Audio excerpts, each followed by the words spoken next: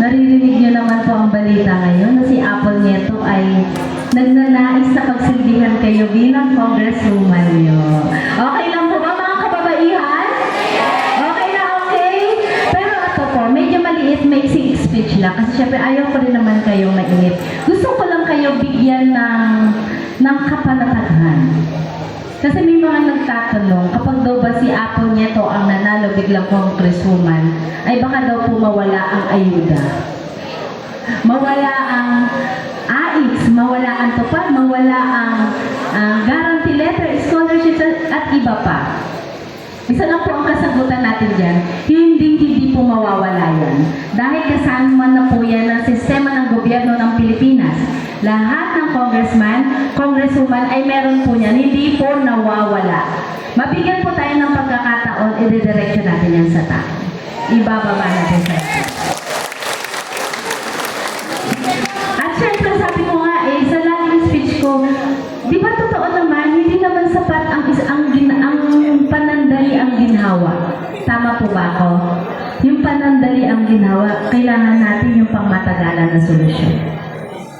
Kayo sa pangmatagalan na solusyon, maaasahan nyo ko dyan. Dahil never naman nawala si Apple Nieto.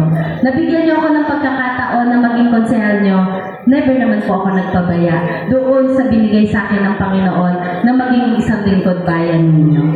Hindi po tayo perfecto, pero bumabawi tayo at kung may pagkakamali, bumabangon po tayo.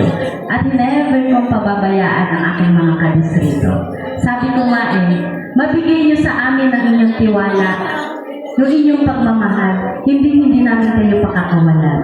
At yung pagmamahal na yan, hindi nauubos, hindi nababayaran ng halaga. Dahil nga sabi nga nila, pagmahal mo ang kapwa mo, magagawa mo ang lahat. Tama po ba ako? Na walang katumbasan. Sabi ko nga hindi po sapat ang panandalian na ginhawa. Gawin natin ito ng pangmatagalan.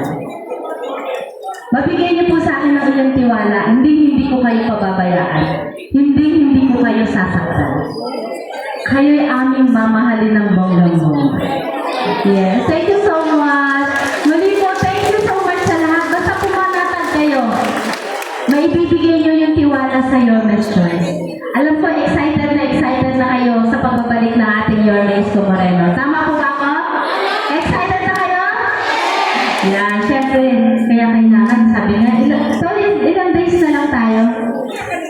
Grabe, 62 days na lang, kaya huwag nyo nang pabayaan kaming lahat. Alam ko naman, ibang klase magmahal ang kababaihan, lalo na pag sinabi ni Vice Mayor Chi Atienza, di ba?